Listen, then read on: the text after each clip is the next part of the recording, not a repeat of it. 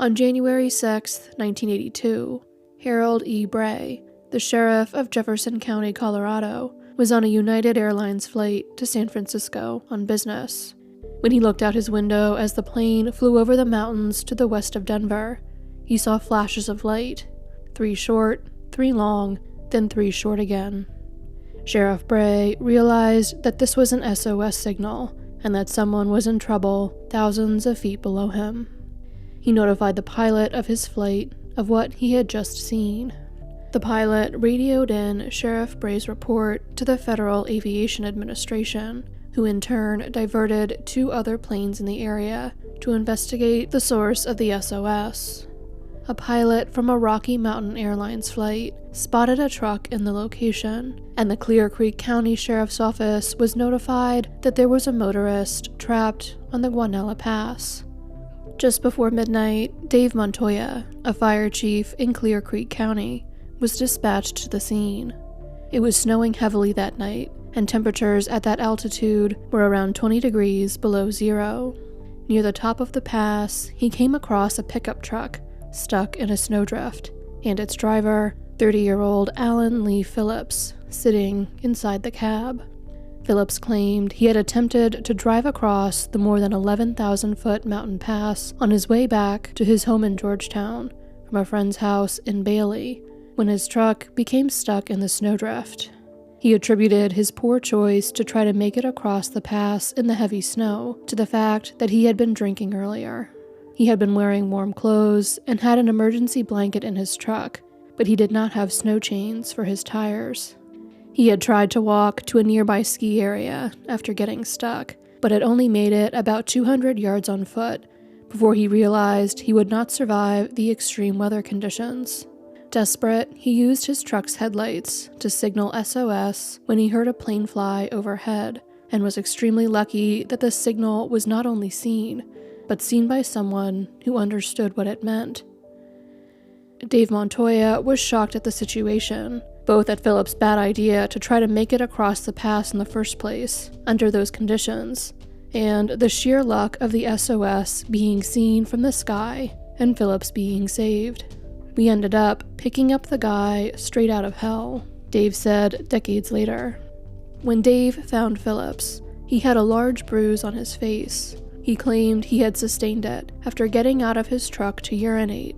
He had been blinded by the raging snow and slammed his head into the corner of his truck as he tried to get back inside. When Dave got a good look at the man he was rescuing, he recognized him. Dave had seen Phillips at the local mine where he worked as a miner. Phillips was employed there as a mechanic.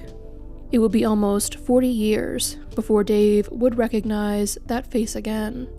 This time he saw it on television while watching the local news in March of 2021. Phillips' mugshot popped up on the screen. He had been arrested for 2 cold case murders, both of which he was accused of committing on the same night Dave had rescued him from the Guanella Pass. He had not been in the area because of a bad choice he made while driving home from a friend's house. He had instead been there disposing of the body of the second woman he had killed that day. He got his mercy. He got saved. He got his life saved. He didn't die up there.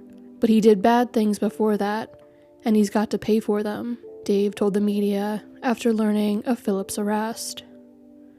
Annette Schnee graduated from East High School in Sioux City, Iowa in 1978. She attended school in Nebraska before moving out to Colorado. She had a laid-back personality and was a free spirit who had hopes of one day becoming a flight attendant. At the beginning of 1982, 21-year-old Annette was living in the Colorado town of Blue River. She worked 2 jobs, one at the Holiday Inn in Frisco, and the other at the Flipside Bar in Beaver Run.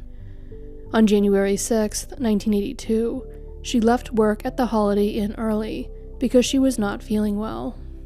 She went to a nearby medical center in Frisco, and then got a ride to a pharmacy on Ski Hill Road in Breckinridge. At the pharmacy, Annette was seen speaking with a woman she appeared to know, although the woman's identity has never been determined. When she finished at the pharmacy, Annette went outside to hitchhike home.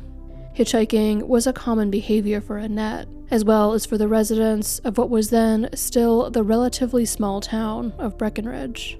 Annette was last seen at 4:45 p.m. She did not report to or call out of her 8 p.m. shift at the bar that night. Annette was quickly reported missing.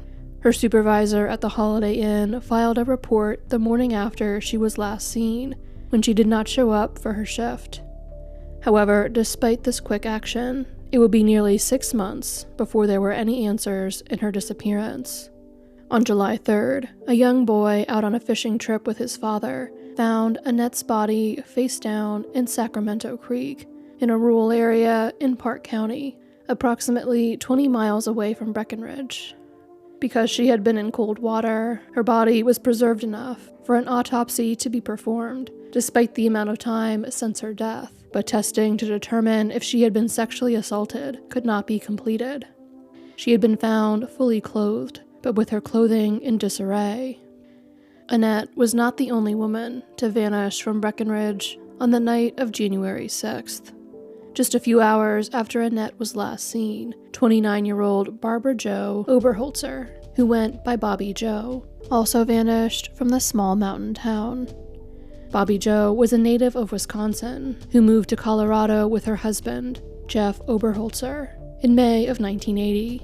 She was the loving mother of an 11-year-old daughter. Bobby Joe had never hurt anyone in her life, according to her sister Lori, and had a kind soul that resonated with both humans and animals. She raised baby birds from the time they hatched until they could fly, and was training a previously wild Mustang.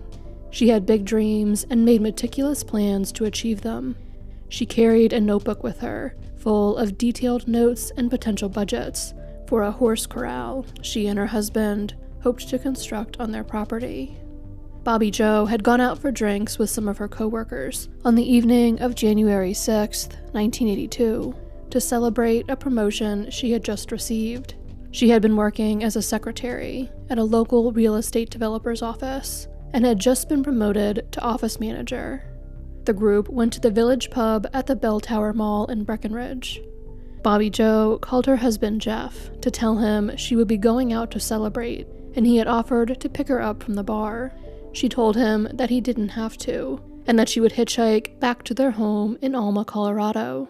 She was an experienced hitchhiker who had her own set of safety rules she followed when she was getting rides, like avoiding vans and never getting into a vehicle with two men.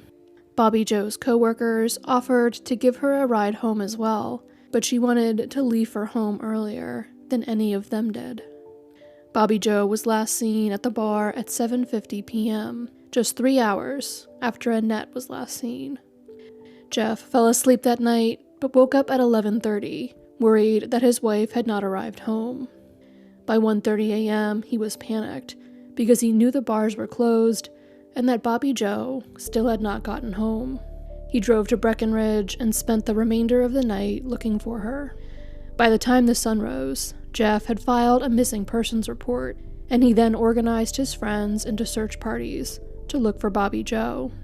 Some of Bobby Joe's possessions were found that morning, but she herself remained missing.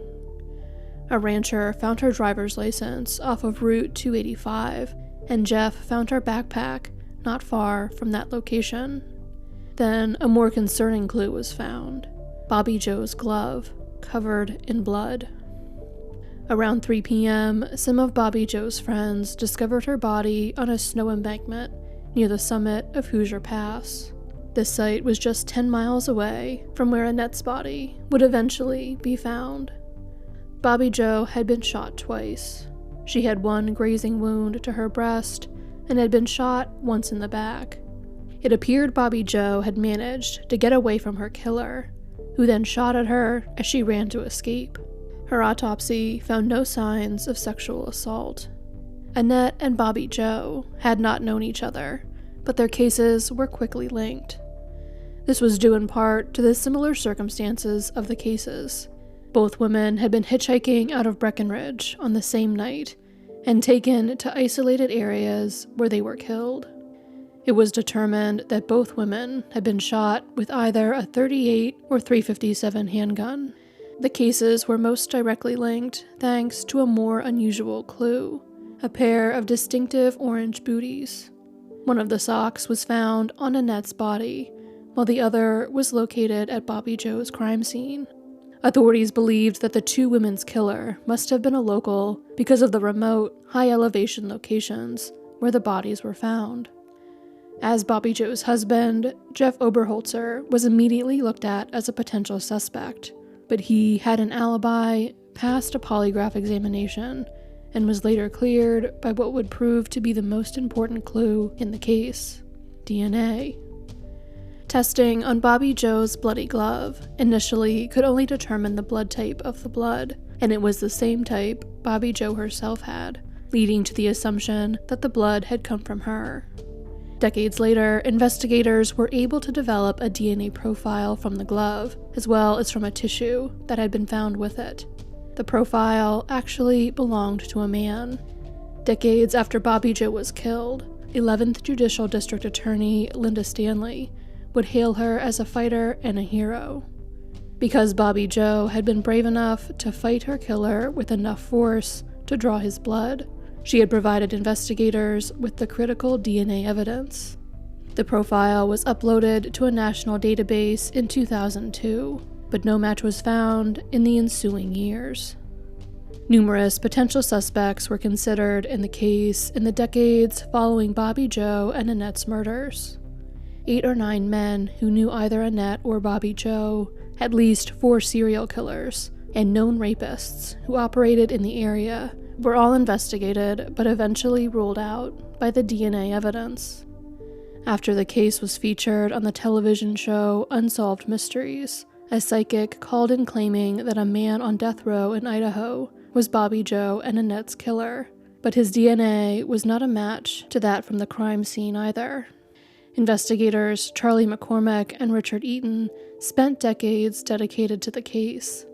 Richard was assigned to the case in 1984 while he was employed as an investigator for the Summit County Sheriff's Office, and continued working on it in his free time after he retired 15 years later. Charlie had moved to Breckinridge in 1976 after retiring as a Denver homicide detective because he had grown tired of such investigations and the stress that they caused. In Breckinridge, he became a private investigator, but took an interest in Annette and Bobby Joe's case.